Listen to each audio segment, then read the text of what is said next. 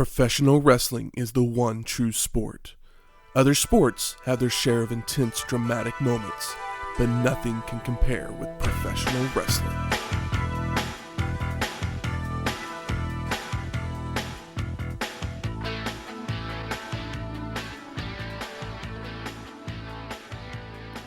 Welcome to Wrestling History X, where two friends get together and talk about the story behind the matches. I'm Matt. And I'm Michael. Welcome to episode 65, WCW New Japan Supershow 2. Super Warriors in Tokyo Dome. It's so hard not to say the Tokyo Dome. But I guess it's a translation. Maybe it's the Tokyo Dome. It's not the Tokyo Egg Dome. I don't like it when they say that. Well, Super Warriors in Tokyo Dome is Japanese, so it probably wasn't in the... That's probably a literal translation. Yeah. It's Super Tokyo Dome Warriors. So the Super Show was a joint production between WCW and New Japan Pro Wrestling. It would take place on January 4th, 1992 in the Tokyo Dome in Tokyo, Japan. The attendance was 50,000 people, making it the 8th largest crowd in pro wrestling history. Was it big air quotes? Was the 91 Super Show bigger? It was. It was a 60, 65, something like that. Which I assume is like where the Tokyo Dome taps out. Probably. When the Tokyo Dome taps out to the octopus hold. But New Japan would end up making January 4th an annual tradition, becoming their biggest show of the year. Wrestle Kingdom. I mean, granted, it wasn't Wrestle Kingdom for a long time. Only, 16 years? Yeah, we're in 92. Yeah, yeah. It's around like 2004, 2005. Yeah, but they still are having January. To the Wrestle Kingdom. But January 4th becomes their annual tradition of their biggest show of the year. And this is the fourth one? This is the first one that they ever had on January 4th. Well, not to bury the lead, but not the worst first January 4th show. While the show would take place on January 4th in Japan, the United States wouldn't see footage until March of 92. Yeah. Which means that WCW actually had a whole nother pay-per-view in between Starrcade and when this would be shown in Super Bowl 2, which we'll cover in 2 weeks. Yeah, but we're going to keep it with the date of the show, yeah. Because of... Just because. That's when it happened. That's when it happened, yeah. As well. That's when it happened. So there would be, if you find a copy of this, because it is a tape. Yeah. It's not on the network. But if you do find a copy, the commentators do make mention of stuff that happens at Super Brawl 2. But when those comments were made, we decided that we wouldn't spoil anything that happens at Super Brawl 2. Yeah. Even though, yeah. And it's also, it's a cut show.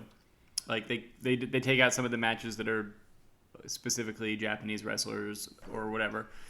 So, like I said, we have the American pay-per-view on tape, but we also found 3 of the Japanese matches on Daily Motion. So we included them as well. Mm-hmm. I am honestly very glad we did. And just so I'm not having to say it basically every match, most of the New Japan talent we haven't seen since the last Super Show, episode 55. Yeah. Unless I make other mention of. But it's just a standing. We haven't seen them for basically an entire year. So. Yeah. It's like there's no reason to be like, the last time we saw Hiroshi Hase was at the last Super Show. It's like, exactly. Well, yeah, of course. Because we've only watched, this is only our 3rd time with New Japan. If it's not Liger or Muda, then last time we saw him was at a Super Show. Exactly. So other things that were happening around the beginning of 1992, because this is our first 1992 show. Yeah, I know. Crazy. Thelma and Louise would be released on VHS the next week. I don't know if I'm a big Ridley Scott fan, but I'm a big Alien fan. But I haven't seen Thelma and Louise. It's just 2 weeks in a row that I know. I gotta get on. I gotta get on it. And like you're a movie guy too. I am. I know that I know the end of Thelma and Louise. It's been parodied. We've all seen Wayne's World 1 and 2. Totally. I like Gina Davis and Susan Sarandon, and this is like the beginning And of Brad Brad Pitt. Pitt. This is like the beginning of Brad Pitt. It's like, oh well, Brad Pitt is always hot, but here's like he's kind of it is. He's Brad Pitt. Yeah, it's like he never looks bad, but he's a lightning in a bottle here. Indeed. At least, I mean, I haven't seen the movie. I don't know how his performance is, but the man looks good. I've seen some screenshots. He continues to get work after this movie. Yeah. And an annular solar eclipse was visible, including a partial one, in Tokyo, Japan on January 4th. You scraping the barrel? Scraping the barrel. Oh, what's the number one song in Japan this week? There was nothing happening. Yeah, Thelma and Louise. I mean, Thelma and Louise is a big movie. Released on VHS. Oh, yeah. Not in the theaters, on VHS. That's funny. I mean, 92 VHS is only growing. But it's not like what was happening January 4th? WCW New Japan's Supershow. Super Warriors in Tokyo Dome. Yeah, it was a bad Dusty, but It was. you know, Sorry. Dusty's on the show. It all works. Mine was bad too. Turner Home Entertainment presents, and we get footage of wrestlers that are participating before the logo comes on the screen. I love this logo. And we've seen the Tokyo Dome. It's the same logo as last time, basically. It is. It just says a Roman numeral 2 and a similar entrance as well, although I don't think it's as good as the other one, where it's like somebody entering the dome. Did we get that entrance last time? I thought that was just at a random show. I don't know. Maybe I'm conflating it, but it is a similar It's a similar entrance. Yeah, we see people walking into the Yeah. building, getting their ticket taken, and then we see a huge crowd shot of the entire building, the 50,000 people that are there. It looks pretty wild. They definitely spent some money here, but it was mostly probably some New Japan money. Because just to remind you, the last WCW show had 9,000 people. I mean, yeah, I can't imagine Super Brawl having many more. Probably not. I haven't got to it yet, but just gonna put that out there. So Eric Bischoff actually welcomes us to the tape of the show, previewing some of the matches that we're going to see. He's our tape jockey. And then we go to Jim Ross and Tony Schiavone, who welcome us to the show. So we get to our first match. Mm-hmm. Jushin Thunder Liger, Masashi Aoyagi, and Akira Nogami versus the Blonde Outlaws of Hiro Saito and Norio Honaga and Super Strong Machine. And Jushin Thunder Liger is wearing purple. It's wild. It's just so weird. But I like it. And JR right away tells us that they might not know much about these wrestlers because none of them were WCW guys other than Liger. I'll tell you right now that JR here on this show does better than he did recently within the last 2 years at New Japan, where I know exactly what show you're talking about. Yeah. I love you, JR, but damn, if you don't know the guys' names, don't cash the check. So the heels attack before the bell with Super Strong Machine throwing Akira to the floor, and Naga takes Liger out as well, while Saito body slams Masashi, followed by a backbreaker and a snapmare. And Naga continues the attack with chops. Super Strong Machine locks a sleeper on Masashi, but a kick to the head helps him escape. Akira with multiple kicks, elbows, but a back suplex and a head slam into the turnbuckle. Super Strong Machine back in control. I think every time we've seen Super Strong Machine, he's always been in the first match of a show. Yes. Just put it out there. I mean, we've seen him more than twice, but This is only the second time we've seen him. really, Yeah. I'm just getting conflated with other anonymous masked wrestlers. Hanage rubber band slams Masashi, begins to choke him, and Saito's in with a body slam and an eye rake. Aoyagi returns the eye rake, hits a body slam, and Liger comes in off the top rope with a double stomp. Jushin kicks the others off the apron, which allows Saito to recover and hit multiple jawbreakers and a back body drop. I was kind of caught off guard by the double stomp. We see a lot of double stomps these days, but I was like, ooh, cool, neat. Super Strong Machine with a gut buster goes for a vertical suplex, but Liger floats over, running the ropes, ducking multiple clotheslines, before sliding under Super Strong Machine and hits a flipping heel kick. Masashi reverses a Honaga Irish whip and charges in with a splash, going for a leg lariat that Norio ducks, but Aoyagi turns to hit a knee lift. Akira comes in for the two to hit a double back elbow on Honagi, followed by Nogami locking on a single leg crab, but Saito comes in to break up the hold. You can get out of a single leg crab. You shouldn't need assistance for that. Super Strong Machine takes over with the body slam, hits a clothesline, and the heels then all come into the ring for an Irish Whip aided splash into the corner, followed by an Irish Whip aided clothesline on Akira. Saito keeps it going with an elbow drop, head slam into a turnbuckle, goes for an Irish Whip, but is reversed by Akira and follows in with a dropkick. After an Akira snapmare, the faces all come in to lay it on Saito before Liger hits another snapmare, a somersault senton, a backbreaker, comes off the second rope with a moonsault for a 2 count. The somersault was very cool.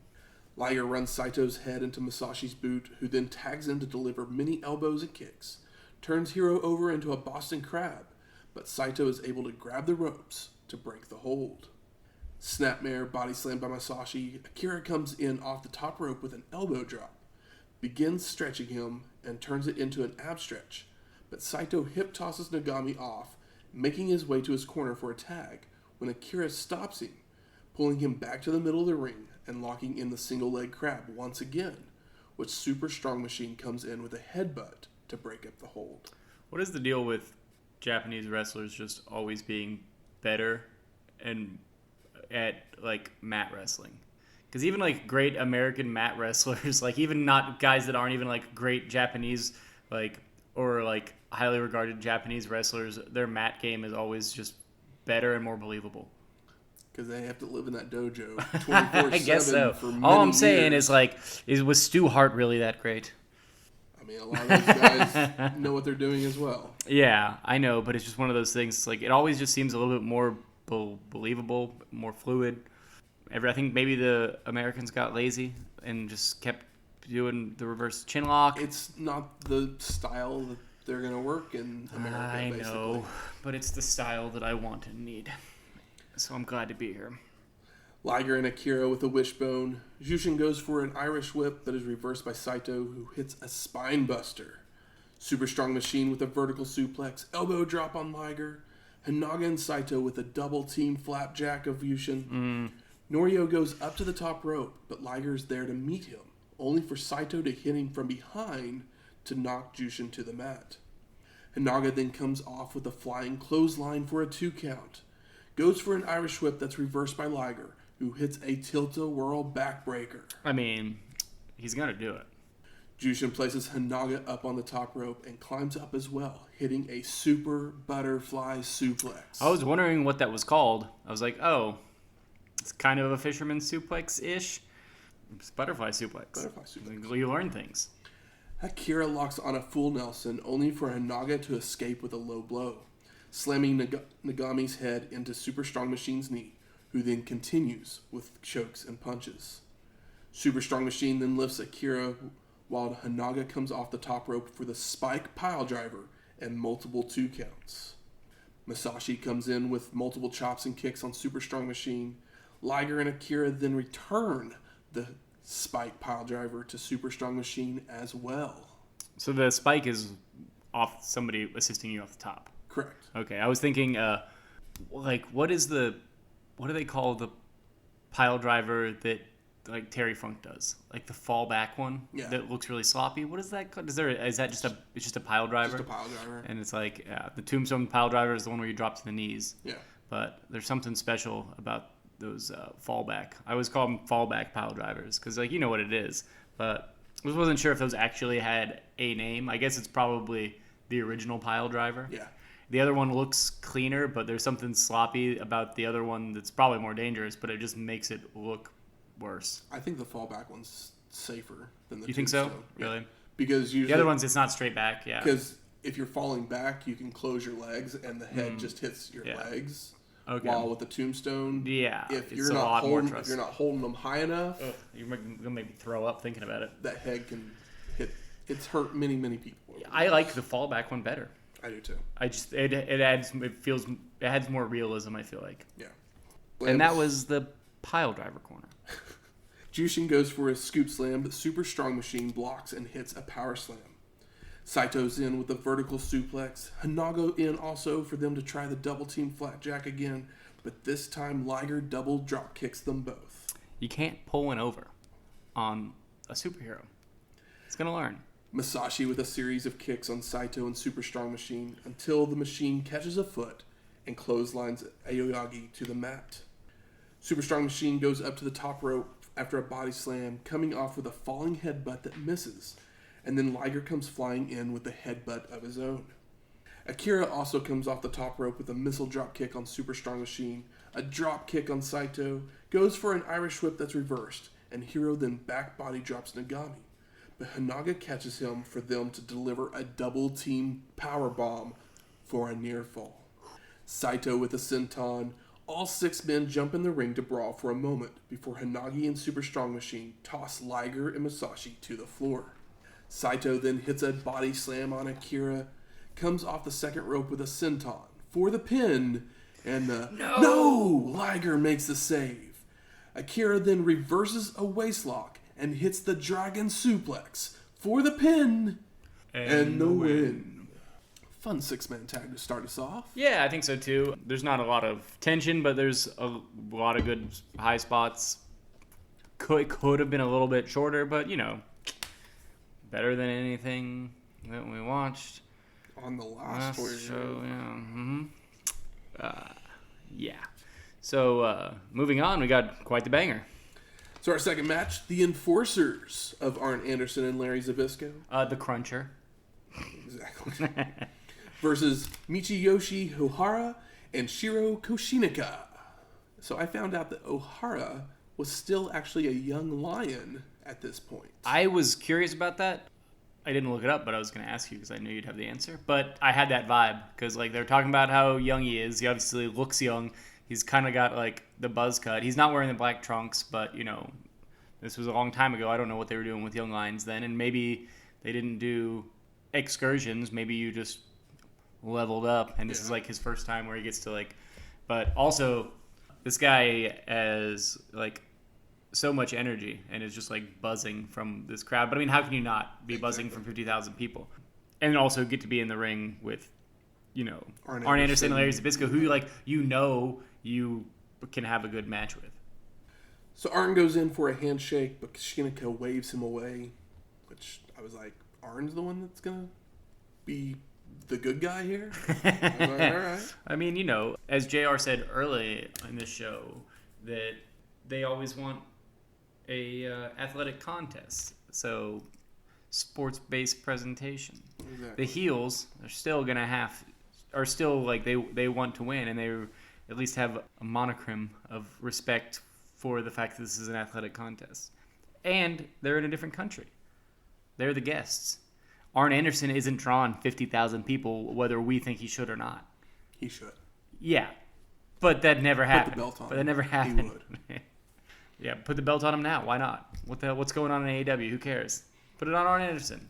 John Moxley, who? Yeah, exactly. Let him get spine busted. One spine buster onto Darby Allin's skateboard, and Arn Anderson is the champion. Ohara with an arm drag, hits a shoulder block, starts running the ropes, where Zbyszko tries for a drop kick, but Michiyoshi holds onto the ropes to avoid it. Another arm drag by Ohara, but Larry steamrolls him back into his corner to make a tag. I like that JR explains that the Americans are heels here. He doesn't say it. He doesn't say heels, but he basically is oh yeah, you know how we do that to people that aren't from our country? It's pretty funny. Anderson and Ohara trade arm locks until Koshinaka comes in for a double team headbutt. Koshinaka with multiple strikes, but Arn regains control with a knee lift, a snapmare knee drop, and a neck snap. Zbyszko continues the attack with an ab stretch, which is then turned into a roll-up for a 2 count. The Crusher goes for a hip toss, but is blocked and reversed by Koshinaka for one of his own. But Larry comes back with a single leg takedown and starts working on Shiro's leg. Fireman carry takeover by Zbyszko. Double A goes for an Irish whip that is reversed. He stumbles back out of the corner into a back body drop by Koshinaka, followed by multiple drop kicks. Arn challenges Ohara to a test of strength, but hits a cheap shot to get Michiyoshi to the mat. But Ohara powers up to take Anderson down. Double A has a hammerlock on when Ohara hits a body slam, but Arn holds onto the arm to take Michiyoshi into a head scissors, who reverses it into a side headlock. The Crusher comes in with a side headlock takedown, which Ohara reverses into a head scissors as well, which Zbyszko escapes by flipping over into a jackknife pin attempt before settling back into a side headlock. So lots of mat wrestling in this match. Yeah. Right before you paused, I was about to butt in and say, y'all like wrestling? Because, this is what I want all the time. I don't get it all the time. Not on this show. No. So this feels good. Especially, it's a little extra good after... Last week. Yeah, the Turd Bowl. The flushening. Ohara hits a side Russian leg sweep to escape. Koshinaka's in with a vertical suplex, a double clothesline by the Japanese gentleman, a snapmare by Shiro, more strikes, but Larry hits a mule kick to escape and takes Koshinaka to the corner. Anderson with a backbreaker, leg drop, neck breaker. The Crusher is in with a vertical suplex for a 2 count. Zbyszko slams Koshinaka's head into Arn's boot, locks in a Boston Crab until Ohara breaks up the hold. Double A locks the crab back on, where the enforcers do the palm to the forehead leverage bit again. I love it. I love it. A double team throw into the turnbuckle, and Zbyszko locks on the ab stretch with leverage from Anderson. And it's just one of those things, that seems like it would be comedic, but when you have these two, salty dads doing it, they're just being shitty and they just want to win. Arn tosses Koshinaka to the ropes, ducks his head, allowing himself to be kicked, and Shiro makes it to his corner for the hot tag. Ohara jumps in with a body slam of Anderson, knocks Zbyszko down, elbow drop, side Russian leg sweep, locks on a Boston Crab onto Arn until the Crusher breaks up the hold. Yeah, a crab for a crab. Ohara with another body slam, multiple elbow drops, another body slam, goes up to the top rope, hitting another elbow drop for a 2 count. Ohara just has, so much energy. Koshinaka with a hip attack on both enforcers, before making the cover for the near fall. Ohara's back in with another body slam on Double A suplex on Zbyszko, makes the cover, but Anderson breaks it up. Boo. Arn then tosses Ohara to the ropes, misses a clothesline, but Larry gets a knee into the back of Michiyoshi, which makes him stumble out for Anderson to grab him, hit the Spine Buster for the pin and the win. And it's one of those things. It's that's another one of the tells that I was Ohara's is probably a young lion or just out of being a young lion because who's taking the pin here? So we're headed off to our third match, Dusty and Dustin Rhodes versus Masa Saito and Kim Duck. Don't know Kim Duck, but Masa Saito suplex. What we should have done is count the Saito suplexes for this show. So Kim Duck was actually in the WWF for a little while as Tiger Chung Lee. We don't ever see him. It was in the WWF or WWF? WWF, yeah. But he just never made a pay-per-view or anything. But okay, so he was in the WWF for fans. I was thinking maybe it was a pre-Hogan Sheik deal or a pre-pay-per-view deal. He just came over and partied for a bit. And we haven't seen Dusty in the ring since the Royal Rumble 1991. You know what happened? Dusty was a big enough name at some point for people in Japan to want to see him. Also, you think Dusty's not gonna go to Japan and not perform in front of 50,000 people? Come on, you know he's a hog. I mean, you can see that him and Masa Saito during this match have had a few battles in their days. Oh yeah, and Dusty is just soaking up all of this shit. Exactly. It's good, and we're gonna get to it. So Duck hits an arm drag early on, but Dustin returns the favors. Both men start running the ropes with Rhodes going for a leapfrog, which he almost completely botches. Yeah, it's a little rough. But, I mean, Duck is really big. He is. Dustin Rhodes is a big guy too, but Duck is big and just kind of more awkward. Dustin then hits a body slam, a flying head scissors, and an arm drag before going to work on Kim's arm. After being tossed to the ropes, Dustin hits a shoulder block, a hip toss, and a drop kick to send Duck out to the floor, then slingshots Kim back into the ring once he's on the apron. Arm drag and back to working on the arm by Dustin, but multiple knees leave Duck in control, who then tries to tag in Saito, who just kind of waves him off. He's like, you got this. Yeah, it's pretty funny. More arm work, and again Duck looks towards Saito. Again he waves him off, but in the momentary distraction allows Dustin to take Kim to his corner for Dusty to tag in. Big Dust. Dusty then runs Duck into his own corner, calling out Saito, does some dancing, and Masa finally decides to come into the ring. My heart grew 2 sizes too big whenever Dusty started dancing in front of all those people, because I know that it made his heart grow 2 sizes too big as well. As if his heart was not already enlarged. Masa then does the little Dusty roll that Dustin wrote, and then he flips the crowd. So good. The crowd's pumped.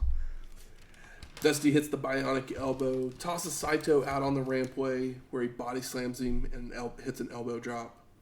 Masa makes his way back into the ring and offers a hand of sportsmanship, only to hit a cheap shot and multiple other strikes with Dusty selling like he was hit with an electric shock. Dusty Rhodes is an electric shock.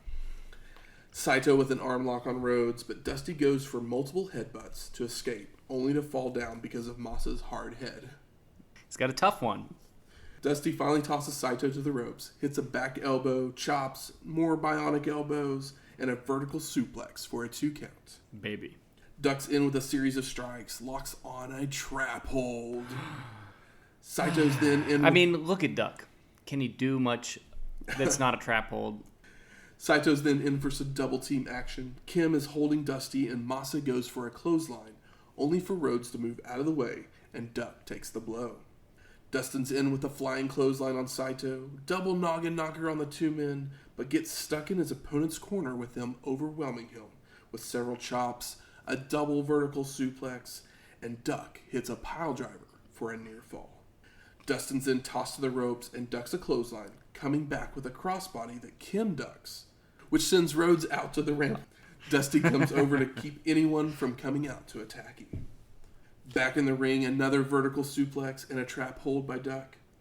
A body slam and goes to the top rope, but Dustin meets him there and press slams him to the mat for a 2 count. Dustin hits a snapmare and elbow drop. Dusty and Saito are both tagged in, with Rhodes locking on an intense arm lock. But then Dustin comes off the second rope with an axe handle. Masa battles back with a Saito suplex for a 2 count. Hits another one, and Dusty makes the save this time. Dustin tosses Saito to the ropes, and the 2 men run into each other for a double KO. Bonk. Duck comes in. Dustin steps aside the attack and begins hammering away with strikes of his own, hitting a dropkick for a 2 count. Duck then takes Dustin back to a corner and goes for an Irish whip, which is reversed, and Kim bounces out of the corner into a gut kick from Rhodes, who then comes off the ropes for a running bulldog for the pin and the win. I knew when I saw the bulldog it was over. Another thing that made my heart grow 2 sizes too big was when Dustin gets the crossbody and rolls to the ramp, and then Big Dust, the American Dream, stands in front of him. Protect his baby boy. Protect his baby boy. I like that a lot. I thought that was good. This is good stuff. Good, solid stuff. It's not the greatest match on the card, but it's better than a lot of matches that we've watched on a lot of shows. Agreed. Even with old Kim Duck. And granted, Dusty's not in the greatest shape either, but he never was. Dusty's all personality. It's like you love him because he's lovable. They made sure to not have him do anything that made him look bad. No. He came in there and he did his things and got the pops. He saved, protected his son, and his son did the work. Yeah. But yeah, I like this match, and it gets 5 funky monkeys out of 5 funky monkeys. So we're off to our 4th match. Tony Halme versus Scott Norton. And this is one of the matches that was found on Daily Motion. Mm-hmm. This is a match I almost didn't watch. I forgot about the extra ones, so I this one's fresher in my mind. So the commentary on these matches is in Japanese, obviously, because it's from the Japanese showing. But Halme, some people will know him as Ludwig Borga in the WWF later on. What time period is that? I believe it's just like a couple years later after this. He might be the most terrifying man I've ever seen. I'm going to put over Tony real quick. I started this matchup. I know Scott Norton really was never a thing in the U.S., but he's pretty over here in Japan. I mean, he's a thing kind of Flash Scott Norton during the NWO time in WCW. Oh, okay, yeah. Okay, yeah, I knew that. He's I part of the played those B games. team. Yeah, but he's a beast, and he's pretty over in Japan here at the moment. But this Tony Halme guy is like Brock Lesnar, but like 9 inches taller. Yeah. He's got like the face. He's a little bit more handsome than Brock, because Brock is not my type, that's for sure. But he's taller. He looks menacing. And I was interested in who this guy was. So I did a Wikipedia, and I would highly suggest that everybody looks up Tony Halme's Wikipedia, because he is a boxer, a politician, a wrestler, an actor, and a shoot Nazi that also committed suicide. Real good Wikipedia read. You're going to be on the edge of your seat. Take it over, man. You might have spoiled most of the Wikipedia page for him. There's still some other stuff in there. It's worth it. These were bullet points. I would read a book or watch a documentary about this man. No problem. Honestly, I think that if season 3 of Dark Side of the Ring should definitely on this guy. Definitely do that, because I love the Road Warriors, but the Road Warrior episode didn't really teach me anything. It was just it was good, but this guy, you could do a 2-hour on this guy. So the two men would lock up until a cheap shot by Halme, but Norton regains control after an Irish whip followed by an avalanche splash in the corner. Side headlock by Scott, but Tony with shots to the kidney area and a body slam to escape. Halme then locks on the side headlock, and Norton escapes by tossing Tony to the ropes, missing a clothesline, but then hits a flying shoulder tackle, a 3-point stance shoulder block, a back elbow, and a clothesline to take him down. And at this point in the match, I was just thinking, where's JR to tell me about his football career? Scott with a headbutt and another clothesline, and Halme is busted open. And shoot bust? Hard way, baby. Yeah, I mean, it looks kind of clean, but I can't see this man blading. Norton with a snapmare locks on the reverse chin lock and hits a hangman's neck breaker. Basically a Rude's Awakening. Yeah. For a 2 count. Scott goes to pick Tony up for a body slam, but multiple shots to the body, and Halme hits a Samoan drop. These are big, strong boys. I want to just chant big, strong boys throughout all of what you're saying. More body shots, Irish whip and a crossbody into the corner, a hard right hand, and Tony goes for the cover, but only a 2 count. Body slam by Halme, a jumping elbow drop, another near fall.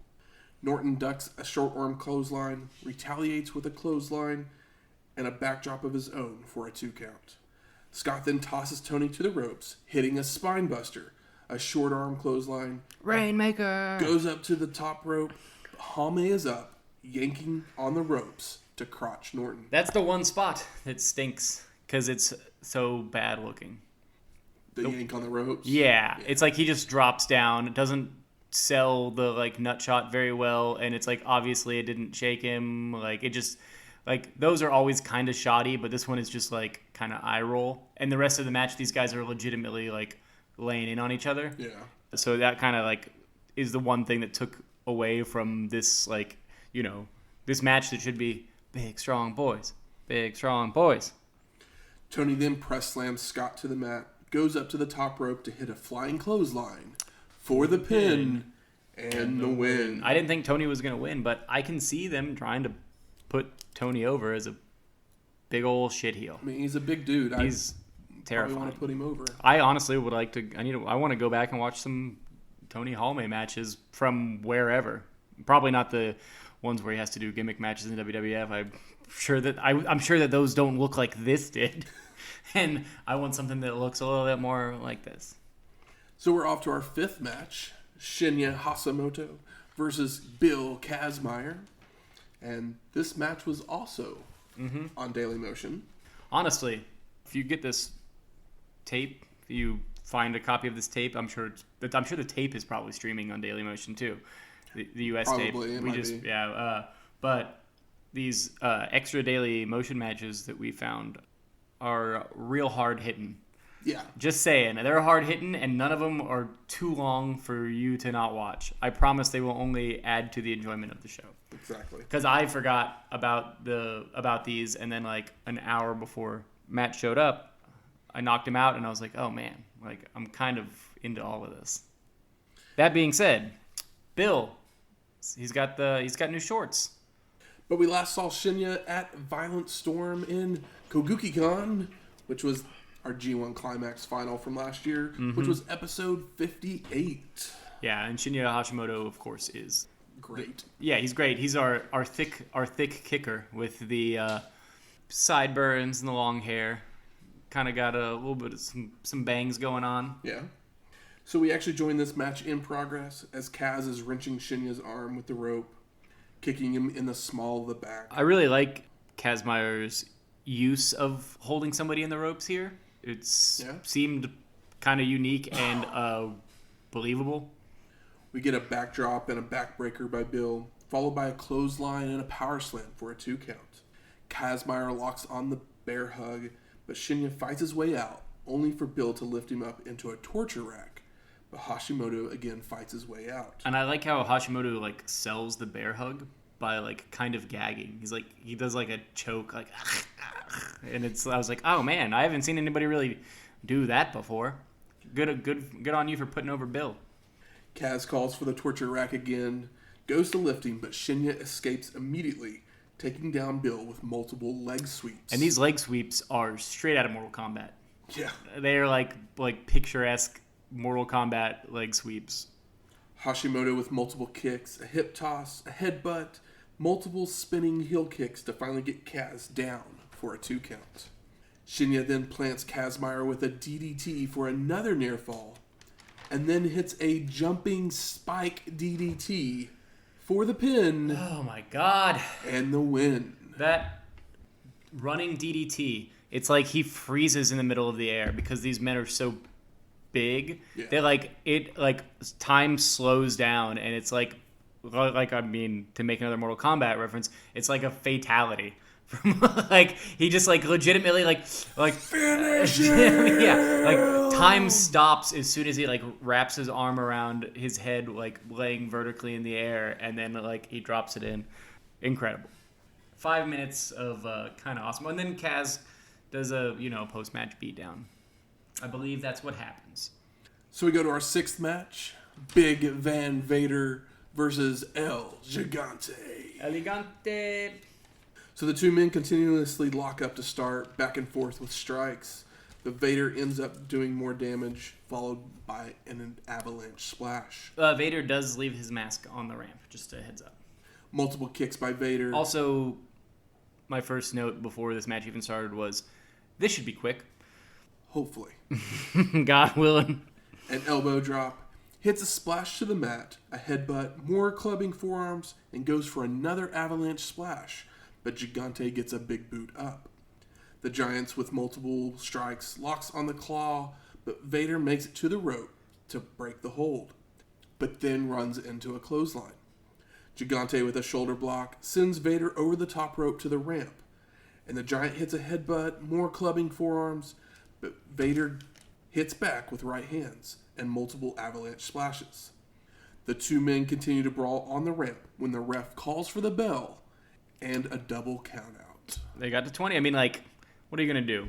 El Gigante is not getting pinned. No. And Vader is a, multiple, heavyweight champion at this point for New Japan. That's true. Also, El is so big that it's well, you can't pin him, but, he also can't work, so he's just, in this bizarre limbo. So, he's only exciting because he's large, and we've seen large people in America, so he's probably more interesting in Japan, where the average height is smaller. Yeah. I will say I loved L on the first show because I was just happy for him because he was having a good time and I felt good about it. And this is just kind of whatever. But I have noticed that he has gained mass. Like, he hasn't gotten, like, it's good mass. Like, Gigante has muscled up a bit. Yes. He looks better with some weight on him, but it's not the wrong kind of weight. But after the ref calls for the bell, Vader grabs his metal helmet that he had left on the ramp, sticks Gigante's head right over the top of it, and then fires the smoke right into the eyes. Pretty good. And if this was if El Gigante was staying in Japan, maybe you could work this up. You could have a match where El Gigante wears white contacts, is blind, and you get maybe like an El Gigante trying to be as fucking good as Jake and was it not Tito? It's Rick Martel. Yes. Pay to see that monstrosity. El Gigante doing a blind match against Van Vader in front of 50,000 people. What a mistake.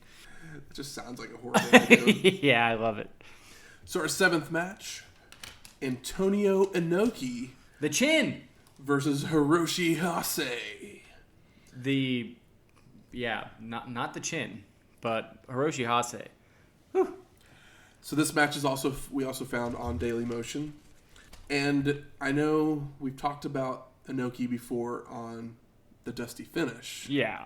But this is our first time to see him. Yeah. And I personally have seen other Inoki matches, but none that were as good as this is about to be. Because I've seen Inoki do like the death match, like Fire Island 60-minute. Oh, you've seen that match? I watched it. I was exercising at the time, so at least, it was a more casual watch. But yeah, and I've watched the Muhammad Ali thing, which it's worth the watch, but you're not going to rewatch it. But we all know what Inokiism is, right? Yes. I mean, I don't know if we've talked about it, but he's mixing shoot fighting and wrestling. Yeah, he does. And this match we're about to talk about has some strong shoot vibes. Very much so. It's like there's a conversation had because these guys are laying in on a bunch of this stuff. I'm not saying it's not predetermined, it's not a real shoot, but they're definitely going a little heavy on each other. And you can feel it. It's palpable. So Antonio Inoki is a New Japan, Professional Wrestling, WCW, WWE, and Wrestling Observer newsletter Hall of Famer. I mean, Antonio Inoki is one. If there's a Rushmore, is his face on the Rushmore as far as like historical importance? Historical importance to like wrestling? not as a wrestler, but as like just kind of the whole thing. It's hard. I don't know. Overall wrestling, probably not. You don't think so? I mean, because like what? I mean, if you were to go ask a wrestling fan right now about Antonio Inoki, they probably have no clue about Antonio Inoki. Yeah, but I mean, I'm not saying that he wasn't important. Yeah. To wrestling. But all those people are just gonna say like The Rock, Shawn Michaels, Steve Austin, The Undertaker. But that's not the right answer. Be on it. I mean, those are workers. I mean, I would put Hogan, Flair, Austin, and Vince McMahon on my. Oh well, yeah, but I'm talking Mount Rushmore. I'm talking more of like more of like behind the scenes. But Antonio Inoki's not behind the scenes because he's kind of doing too much. It's weird. There of course there isn't that, but he's kind of like the Japan guy, right? I mean, him and Baba are the Japan guys. Yeah. Totally. I mean, I think you basically have to make a decision. Which, if you're going to put a Japan guy on there, which one is it? Yeah. So I mean, Inoki's got a better face. That's the reason why. Inoki might have the greatest face in all of wrestling, honestly. Just because, he has potentially the greatest face of all time. It's like you shot steroids into, Elvis's face, and also he was Japanese. It's good. Anyway. So Inoki comes out to some pretty epic sounding music. Yeah, this show has like a live band on the stage, but the music is mostly like dubbed over on the VHS tape. Yeah. And I don't know if I caught if it was live here or not, but I also noticed in some of the entrances, because the quality is not great on the video, but it's very watchable. We only see a couple actual entrances. Yes, but I could see somebody playing the guitar, and it looked like that like Robert Palmer video.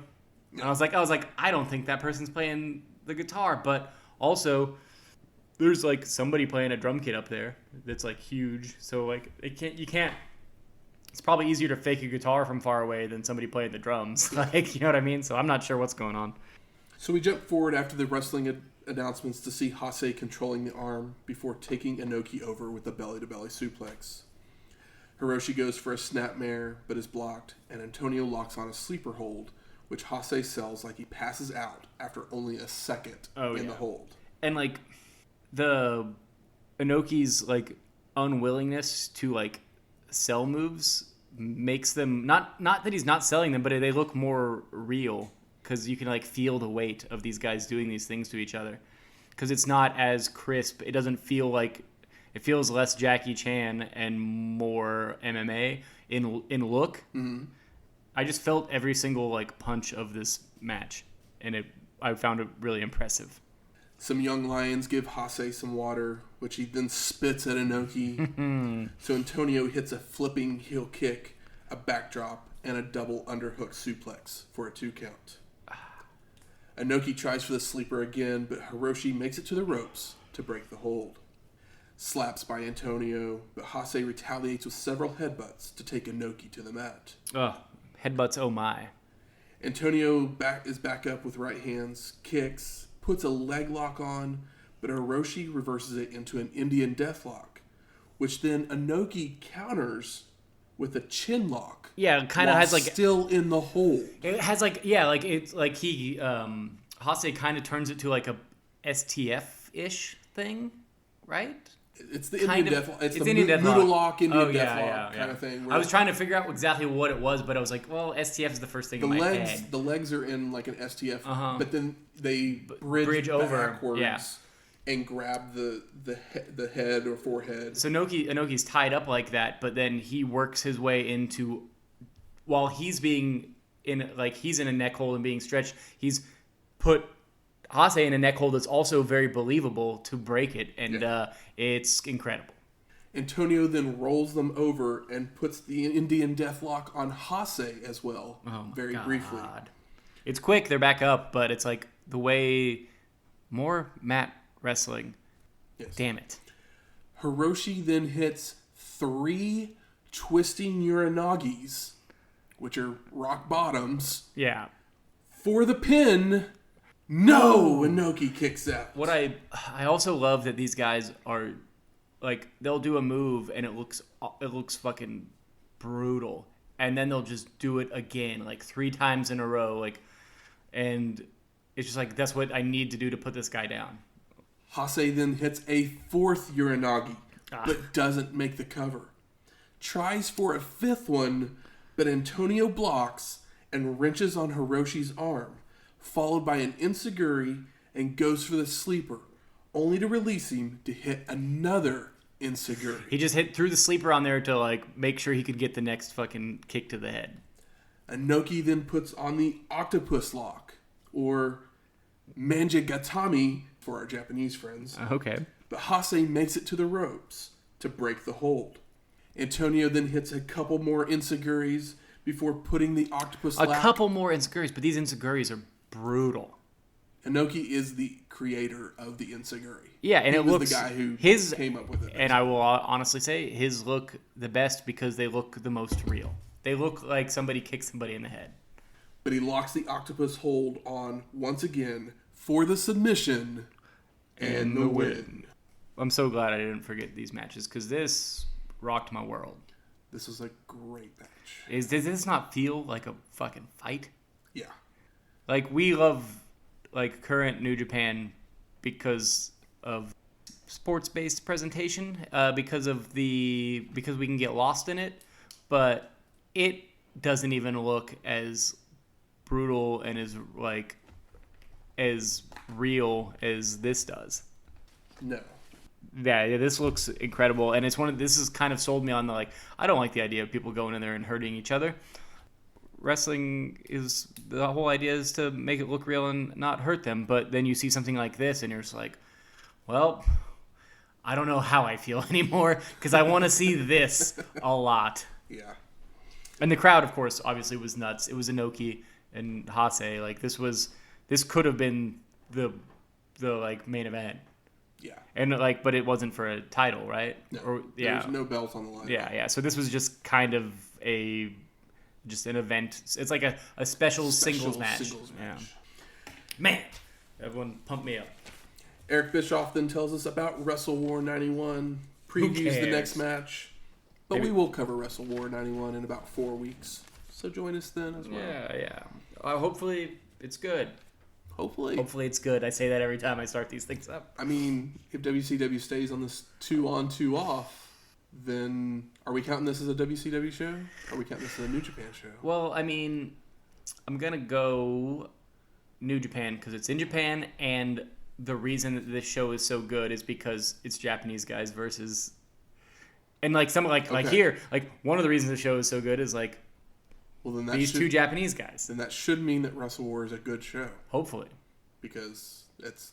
I don't know if I can do... It'll be on... At the very least, it can't be Toilet Bowl 91. It can't be.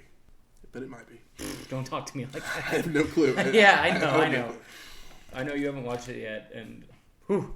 All right. So we're off to our 8th match. Lex Luger versus Masahiro Chono for the WCW World Heavyweight Championship. And this is Luger's first time in Japan? It is. Because he wasn't there last year. He was not.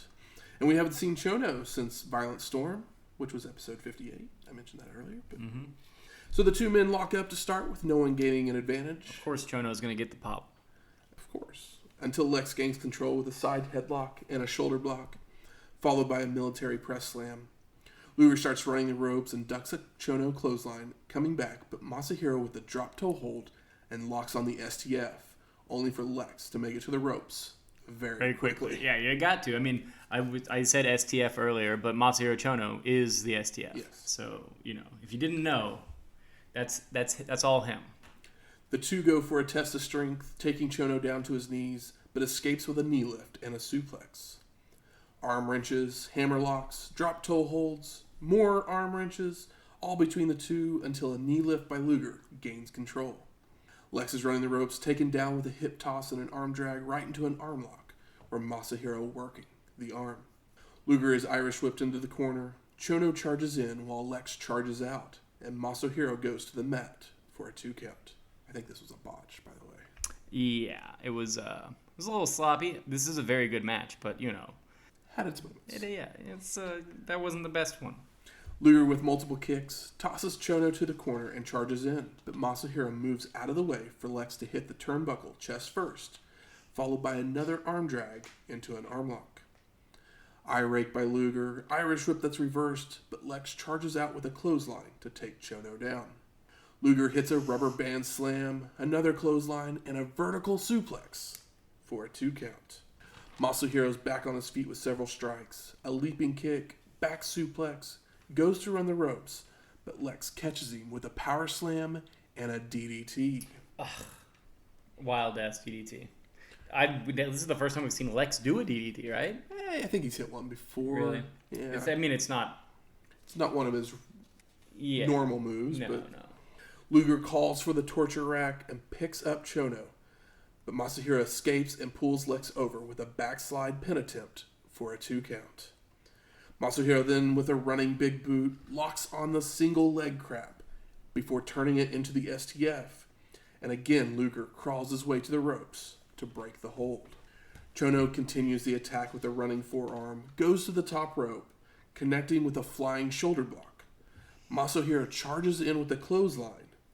Lex ducks, and Chono goes flying out to the floor, but Masahiro comes right back in to roll up Luger for a near fall. That was so good because you're like, oh, he's to the floor, so Lex is going to follow him out and he's going to hit him, but as soon as you have that thought, Chono has slid back into the ring and rolls him up, and it's like, oh, this is how you This is how you subvert expectations.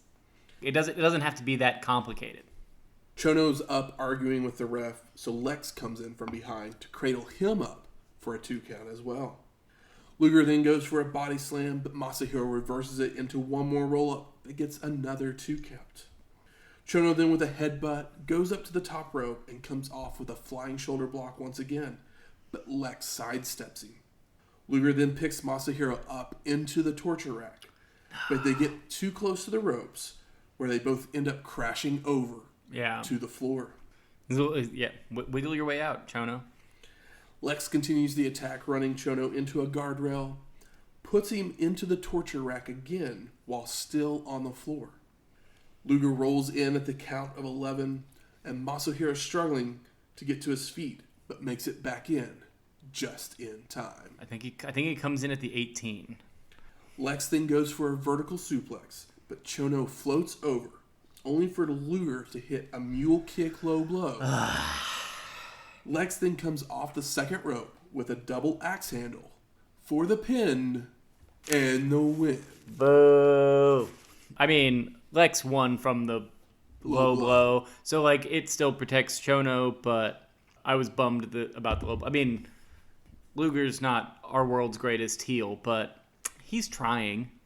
He's doing something. He's trying. I think that he's too scared to go full heel. It's because like I feel like that he's like, oh well, I have to be a face at some point again. Look at me. I don't know, but like it's like you why don't you just go full heel? He was always better as a heel, but he's not even coming close to how good he was when he was the U.S. champ as a heel.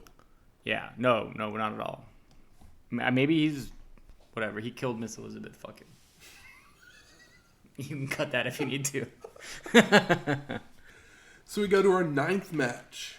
Riki Choshu versus Tatsumi Fujinami for the Greatest 18 Championship and the IWGP Heavyweight Championship. Can I ask you, what is the Greatest 18 Championship? So we saw it at the last Super Show. Yeah.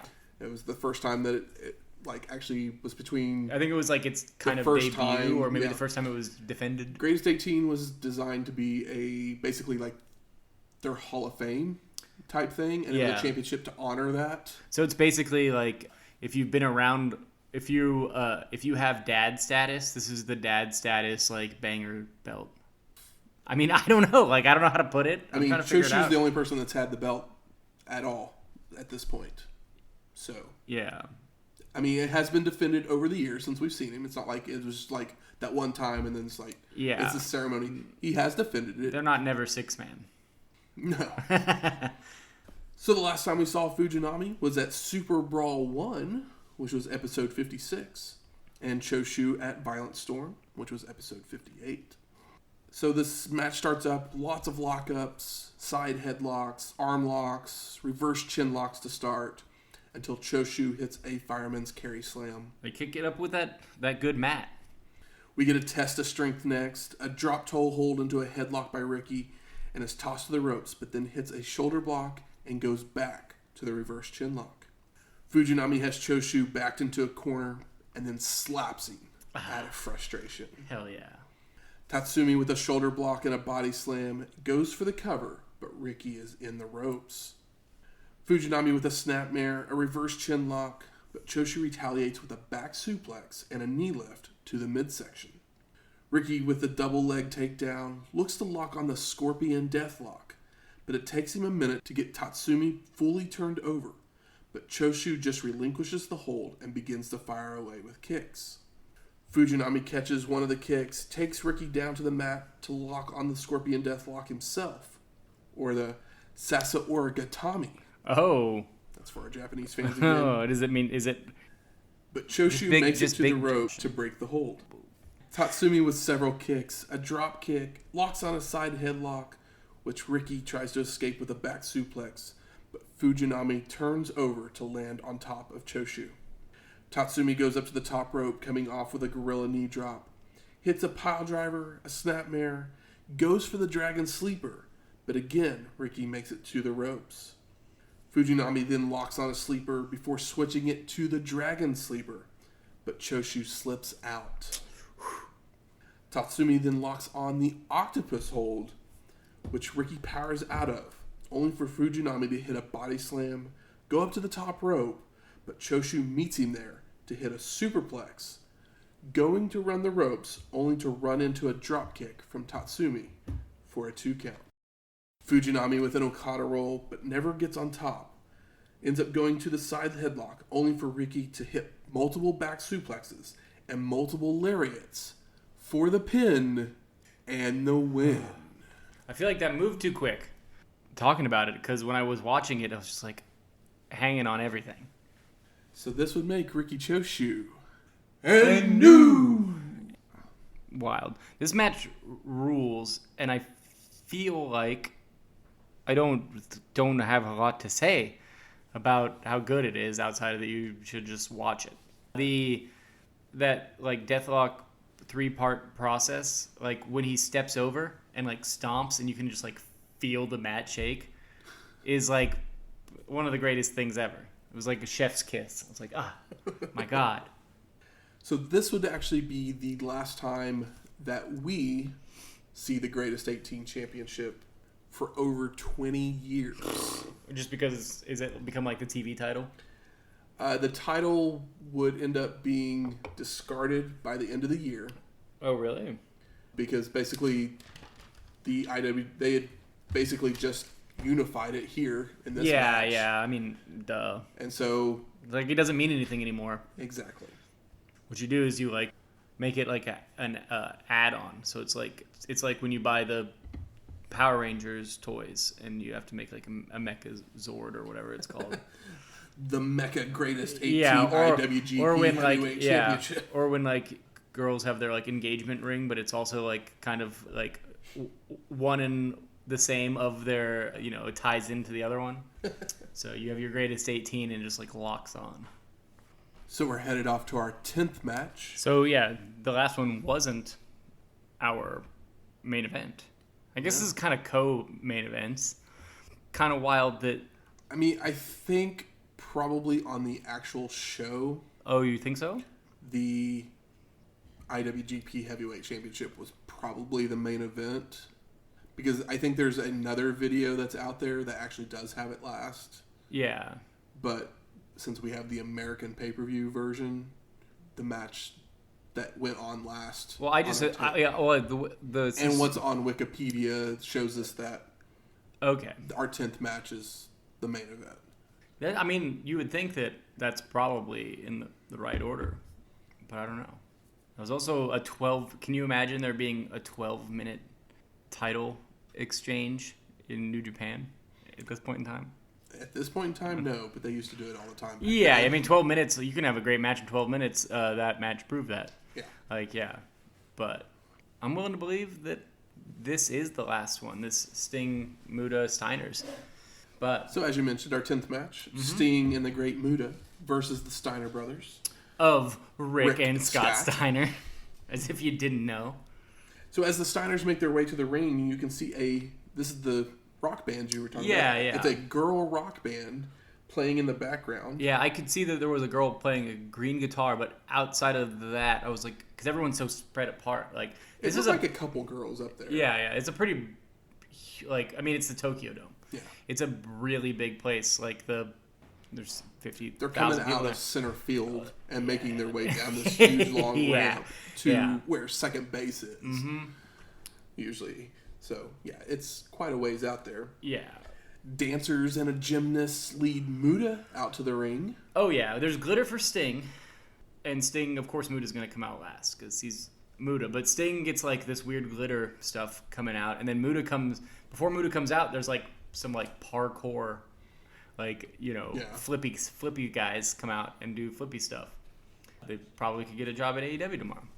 But then Muta gets big old sparkle, but like giant, like, you know, fountain sparkles, sparklers, whatever you call them. But Muta's coming out in like a real cool, like blacked out samurai headdress looking thing. He does that because most people don't. It's always a surprise if he's going to be wearing face paint, being Muta, or if he's going to be Keiji Muta. Yeah. He's Finn Balor's done it. Yeah. Is he going to be the demon? Is he going to be Finn Balor? Yeah. That kind of thing, yeah. Before the match gets going, I guess, Muta, he pulls, his headdress off. He has blue face paint on. It looks really cool. Also, Sting is wearing blue and white face paint. Exactly. So it kind of, And then Muta spits out blue mist.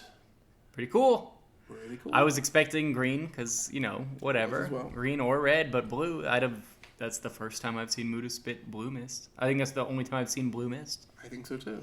I popped for it. All 50,000 people did as well. Scott and Muta start us off, circling each other for a bit until a spine buster from Steiner. Tossed to the ropes, a missed clothesline, and Muta rolls under before hitting a spinning heel kick and a drop kick. All I'm saying is, if the match starts with a spine buster, where does it go from here? Scott's tossed to the ropes but holds on while Muta tries for another drop kick, only to miss. Rick with a knee lift to Sting, a hip toss, a Steiner line, goes up to the top, coming off with a bulldog for a 2 count. Rick then Irish whips the Stinger, but Sting charges out of the corner with a clothesline, a running face plant, and a running power slam into the turnbuckle. Sting with the Irish whip charges in for the Stinger splash, but Rick moves at the last second for Sting to hit the ring post. Posted. Scott's in with the Tiger Driver, a tilt-a-whirl slam, goes for an Irish whip that's reversed, and Sting ducks his head, allowing Steiner to come back with a forearm across the back, before picking him up for a tombstone piledriver, but the Stinger reverses it into one of his own. And this is like a minute and 30 seconds in, right? Yeah. It's just big dick moves. All day long. All damn day long. Elbow drop by Sting. Muta's in off the top rope with a single sledge, a snapmare, and a twisting elbow drop to Scott. Muta's working on Steiner's arm, but Scott reverses it into a T-bone suplex. Rick tags in and picks up Muta to take him to the top rope, hitting a second rope overhead belly-to-belly suplex, and then a reverse German suplex for a 2 count. I'm like, what's a T-bone suplex? It's almost like an angle slam, basically. Okay, kind of move. yeah. I gotcha. Because I mean, like, I watched this match, but sometimes you see weird suplex combinations. Like, we all know our like belly to bellies are Germans, and like fishermen's you see less, gut wrench see a little bit less, whatever. But like the butterfly. Yeah. That we saw recently, and then this like T-bone. I was like, I didn't know what to call it. I was like, the suplex question mark. Suplex. It's yeah. But the thing special about suplexes is they're not all the same, and everyone rules. Scott comes in with a pump handle slam, picks up Muta, placing him on the top rope, and hits a second rope Samoan drop before locking on a dragon sleeper. But Muta makes it to the ropes to break the hold.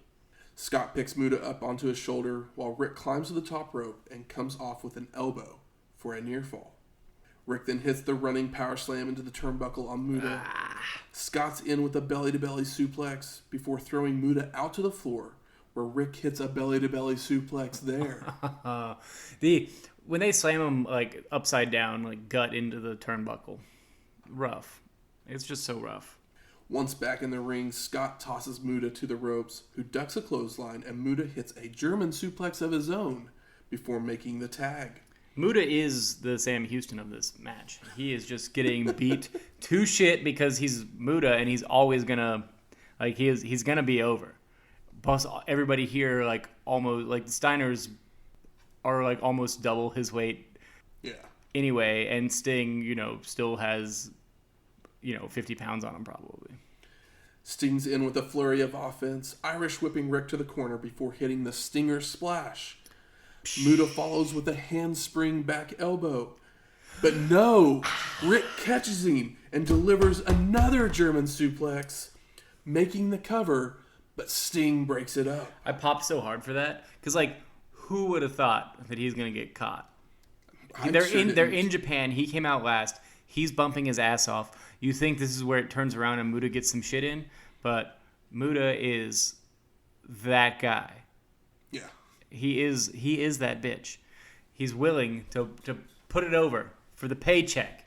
You know he got paid more than any of these guys, and he deserves it because he's getting thrown around by terribly large men.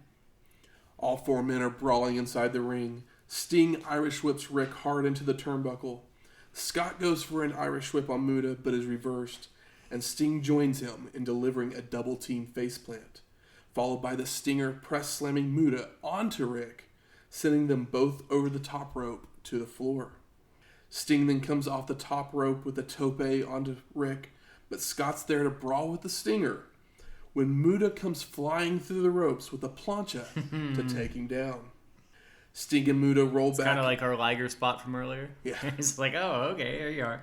Sting and Muta roll back into the ring, celebrating, while the Steiners climb to the top rope, coming off with stereo flying clotheslines. Rick then hits a belly-to-belly suplex on Muta, while Sting is tossed to the ropes by Scott, who goes for a tilt-a-whirl slam, but the Stinger reverses it into a victory roll. Both Rick and Sting make the cover for the pin and the win. It's so hard to talk about these, for you to verbally talk about these finishes, because they're your stereo finishes, if you will. Rick starts celebrating, but the ref raises Sting's arm. The Steiners are complaining, but then everyone just shakes hands out of respect. Yes. It's kind of, like I said, this match is to send everybody home happy, as if the show wasn't good enough in the first place. But, like, nobody loses anything here. Also, I love how hard JR puts over this whole show. He's like, I'd like to see more of this in the United States. And I'm like, yes, JR. I would like to as well. And we never have or will. I mean, there's times for sure. There's plenty of things I haven't seen, but it's different. We then get highlights from the evening are shown as JR and Tony recap the evening. Eric Bischoff hypes us for Wrestle War 91 once again, which we'll cover in 4 weeks, before saying his goodbyes, and we get credits. Yes, we do. So Michael Temple, yeah, I ask you, what are your overall thoughts of WCW New Japan Super Show 2? This show rocks butt. I already cursed, so I broke the gimmick a while ago, but the gimmick was for last time. Yeah. This show gets 5 out of 5 Funky Monkeys. Really? Yeah, it's not a perfect show or whatever, but it's perfectly entertaining. There's nothing here that is boring. There's nothing here that is particularly stupid. The energy is huge, and there's no Fantasia. There's no Arachne-Man. There's no Oz. There's no, Missy Hyatt in the locker room. It is a wrestling show, and everyone wrestles, and none of it sucks. The worst thing is, okay, I'm not going to put over Gigante and Vader, but it is what it is. I'm not mad at that, because Gigante has to fight somebody.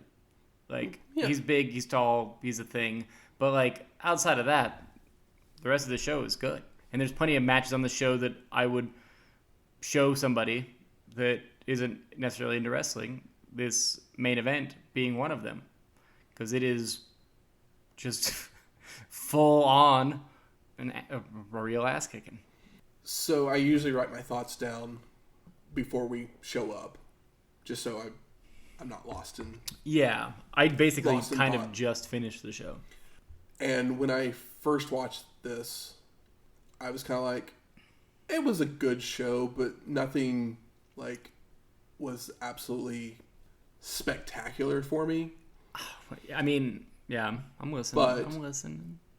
Going through it again here, kind of like how the toilet bowl was not as bad when I was talking to you about it. Exactly. I realized that I liked everything more of these matches more than I thought you did. Than I thought I did. Yeah. Because there are some really great moments in this show, because there are tons of great wrestlers yes. on this show. Yeah, and they're wrestling Japanese style.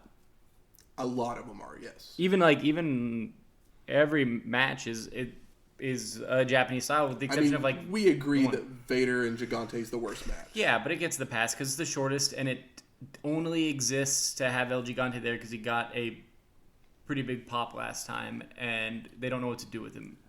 It feels like. I know there are a couple matches that you probably like way more than I do, but the final few matches are all pretty spot on. Come on, pretty spot on. Like Sting, Muta, and Steiner Brothers. I would show that to my fucking dad, who doesn't give a fucking shit about wrestling. Be like, oh yeah, you got 11 minutes. Like, that's entertainment. Any way you slice it, it's entertaining. That wasn't my favorite match on this show. Oh, I believe you, and I don't even really know what my favorite match is. But that's the one where you're like, oh, here, to somebody else maybe. You? What's your favorite? I like the Inoki Hase match the best. That's my favorite as well because, like I said, I was freaking out about it while we were talking about it. It almost looks like a shoot fight. That's the match I would show people. Yeah, but the thing is, like, I can't tell them that this is what wrestling is all the time. Whereas, like, I can be this other thing and be like, hey, like, really good wrestling this is what sometimes. Good wrestling is all the time. But it's still, even good wrestling's not like that all the time. Whereas, like, the Sting, Muta, Steiner Brothers be like, hey, like, this is something that's pretty attainable. The thing is, most American wrestling isn't as good as Steiner's. That's the problem. Well, no, but, like, this is a thing that is attainable. You can get some matches that look more like Sting, Muta, Steiner Brothers in, like, NXT on a regular basis, whereas you're not going to get Inoki, Hase. I don't know. I think Inoki, Hase is up there as well. You know, but I'm saying you're not gonna. That's not as attainable, like, in a current product. I feel like both matches they're basically just hitting big move after big move, which is what the current product is nowadays. Yeah, but the Inoki Hase thing for me felt less clean, but it still felt, I don't know. It had more energy and more weight. The moves had more, like, weight for some reason. Just because that's their style. Yeah, I guess so. Over in Japan. Yeah, I guess so. I don't know. So, I mean, they try and make everything feel more real. But that one, for some reason, felt even more real than the ones that feel real. I don't know. Maybe it's because I just watched it, but damn. Those two, you could put them neck and neck. I feel like they're a little bit different. Good. Where's the smart marks at? There. All right. Fuck you. I think it's time we smark it up. So some of the best moments of the evening for you. Well, on the lighter side of things, I would put my heart growing 2 sizes too big for Dusty. Dusty protecting the natural, and him dancing and getting his pop made me feel real good, even though in hindsight it's kind of whatever. Just like emotionally, I was happy for him. Like I mentioned earlier, like them just putting Dusty in there, but not making him have to do anything that... Yeah, I mean, they talk about him being retired because he is. It's just like one of the things, it's like, well, we're here. Why would we not do this? Yeah. We got an Arn Anderson spinebuster, so that's always one of the best moments of the show. Yeah, and we got the like head push spot. Yes. Which I'm a huge fan of. Ohara's energy was surprising and enjoyable, and I don't know if he goes on to have a strong career or not, but he looks very promising here. I believe he wins the Young Lions Cup later in the year. Yeah, but he never he never does anything really. That's a bummer because he looks great here, right? Yeah. He's got a good look, and he's just got the energy. It's good stuff. Like I said, the only truly disappointing thing is Vader Gigante, because even, like, I didn't expect as good of a match from Kazmaier as we got, and I didn't expect Scott and Halme to be entertaining, but I liked both those matches quite a bit. I agree. Also, Lex and Chono. I mean, Masahiro Chono. See, that's probably my second least favorite match. Really? Is your least favorite the 6-man? No, my least favorite is Vader. Gigante. Oh, well, sorry. Yeah. You like we agree on that one being. Yeah. I wasn't even counting it there. The 6-man, I just had cool spots, but I did not care what happened. I didn't care what happened either, but it was still. I'm a mark for Liger. Yeah. So I agree, but I was more emotionally invested in Luger or Chono because I'm typically more interested in singles matches unless the tag teams are established or working on being established. Luger he just completely just seems disinterested in doing anything at this point, and so Yeah, but I mean, I remember when we started the show, you said you were a Luger fan. Are you a Luger fan later, or were you a Luger fan earlier, or is this shedding new light on your Luger fandom? I mean, I like the torture rack. I think it's a cool move. Okay, so you were more of a torture mark than a Luger mark. I didn't love Luger. Yeah. How about disappointing on this show? Kind of talked about it. I mean, A little bit, yeah. There's not a whole lot to be disappointed about this show. No, I would say that some of the more disappointing things are the whole show is not just collected in one place. Because it's like, oh, you're doing this super show and you're putting over, like, you're doing Japanese and American talent. Why not put over that American talent or that Japanese talent a little bit more? A good question is, why would, I mean, not that I really, like, what I'm about to say is not, I'm not saying that they should have done this. Yeah. I'm saying, why would you put the IWGP Heavyweight Championship match between two Japanese guys on the pay-per-view, but you would leave off the Bill Kazmaier match? Yeah, especially if you're trying to put Bill over. Like, if you're going to show your WCW guys, like, it almost would have made more sense if they hadn't put the IWGP match on the pay-per-view. I'm glad they did. I mean, yeah, it's a great match. Like, that's what I'm saying. Like, I'm glad they did. Yeah, it's a good match. But your argument being like, well, if you're gonna put that on there, then like, why not Inoki and why not Bill and why not even the Scott Norton match? Why would you not put the Inoki Hase match on? Yeah, those three matches only add like another 30 minutes, and then that makes it like a normal pay-per-view length. Exactly. It still puts it under 250, which is pretty normal. There's technically two matches that we couldn't find video of. Thank God. That are, I think they're both 6-man, 8-man tags, something like that. So. Oh no, it's Black Cat. Oh yeah, there's one singles match. Yamamoto, and then it's not Mr. Hughes. No, it's different. Oh, is it a different Black Cat? Okay. When it said Big Cat, or no, Black Cat. Sorry, Black Cat, not Big Cat. Yeah, Black Cat is a different guy. Yeah. The shows, so I can understand those not being on there, but the other ones, it's like, well. So who is your best performer of the evening? Antonio Inoki's chin. I really thought you were going to probably go, like, before we showed up, I really figured you were going to go with Muda or the Steiners. Oh, like, I mean, that was kind of a joke. It's really hard to choose. But I'm like... Inoki's chin? I fucking love... Hiroshi Hase. Oh, yeah. Got Performer of the Year, or Performer of the Night on the last Super Show, and he lost... And again... And did the same thing. He's getting Performer of the Night from me again. Yeah. And he lost his match. I mean... So, what I'm saying is... Hiroshi Hase for president? I need to fucking find more Hiroshi Hase matches. Yeah, I'm with you there. Because, like I said, of this whole show, which there's only one bad match, the one that I was most, like, edge of the seat, you know, we all know that wrestling is a work, and the thing is the suspension of... Belief. So if we're gonna rate it like that, if we're gonna talk about it like that, that's the match. Yeah. That pulled that off. Because there's plenty of matches that I love that don't pull that off, like consistently. Where I'm like, oh yeah, like I like this guy and that guy, and I know who's gonna win. But sometimes I might get lost for a second, but I still know what's gonna happen. And here, you know, being so far away from it and didn't watch the build up, and you know, I was completely lost. I was like, oh, this is already I guess we're in 92 now. We're in 92. But if it wasn't, then it would be on my short list for 91. Anything surprising on the show? A Young Lion was really good in this. Oh, he was great, but we didn't know. They didn't say he was a young lion. You didn't know he was a young lion. I mean, I could tell. I was like, oh, I think this is a young lion, and then I looked it up and was like, oh, okay, I get it.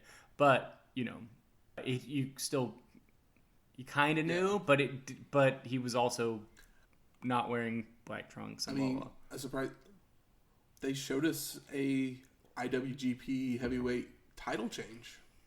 Yeah. Which, I mean, I think I kind of mentioned that a while ago. I was like, why would you show this match and not this match? I'm glad they showed us the match. But it's like, oh, all right. Yeah. Title change. I'm like, cool. And a title change not in the main event is extra weird. But, yeah. Basically, the show rocks, and you should watch it. If you can find it, you definitely... And you definitely can find definitely it. Need to go. You can definitely find it. Yeah. And it's one of those things if that, we like, can find it. if it's not on on the network, then it's on YouTube or Dailymotion. So Google it up. I say start with Inoki.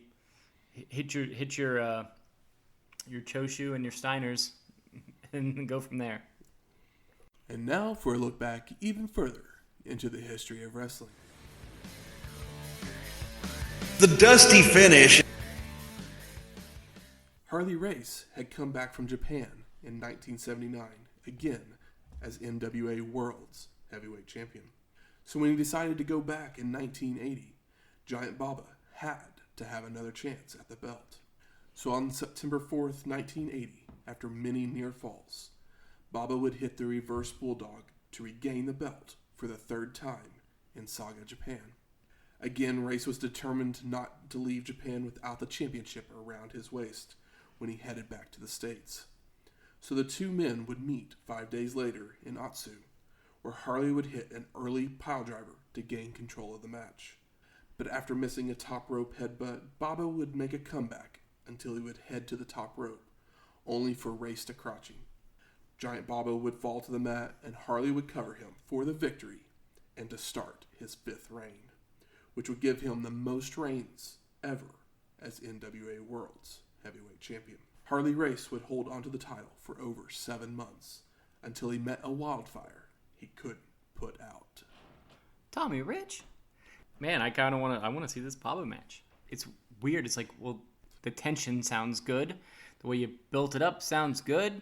Hindsight, but also, like, how many matches have we watched, like, before 1982? Like, None. Yeah. I mean, I may have watched a couple on the internet at some point, but, like, still pretty rarely. And also, how many of them are on tape? Cable was a big thing for wrestling, and before that, so much territory stuff. Next week, Royal Rumble 1992. Oh, really? I did not know that. Which is pretty exciting because I know that this is the best Rumble. Everyone agrees it's the best Rumble, right? Everyone does agree it's the best Rumble. So, before we move any farther, though, last year, when we covered Royal Rumble 91... Last year's Royal Rumble. Exactly. Last time we covered a Royal Rumble. You brought up that everyone does an atomic drop. Yeah. And we made an atomic drop bet. I remember this. You said that there would be 14. I went a little higher, said 18. Yeah. Would you like to change your number? The drop we challenge. made a bet for this 92. Royal Rumble. Oh, okay. How many there would be in the match. Would you like to change your number from 14? No. I would like to change my number. Oh, you're going lower. I am going lower. Damn. I am going down to 10. Makes the air a little tighter. I feel like the atomic drop isn't quite as popular. I agree. That's why I kept it the same. And 14's pretty high, but it was getting spammed pretty hard. I mean, there's still 30 guys in this ring, so there's a good chance. If half of them do it once. Exactly. Okay, all right. I'm sticking at 14. And the atomic drop is inverted or regular. Correct. Like, it counts. It's the same move. It's just whether they're facing you or not. So the music from this week's show is the theme song from the Super Show, and Sting made the pin. So turbocharged. Bum, bum. That's how it goes, right? It does. You're listening to it right now. Mm-hmm. If you like us, you can rate and review us on iTunes, Stitcher, Google Play, or wherever you find your podcasts at. Go out there and give us those 5 stars. 5 stars, no stars. Let everyone know how much you love us so other people can find us. If you have any questions, comments, concerns, please email us at wrestlinghistoryx@gmail.com. Or you can always find us on Twitter, talking New Japan, their current things sometimes, posting links to videos that we find that are interesting. Yeah, gifts of shows that we watch, posters of shows that we're covering. All that stuff. You can find that at Wrestling Histox. That's Wrestling Histox. We'll talk to you next week.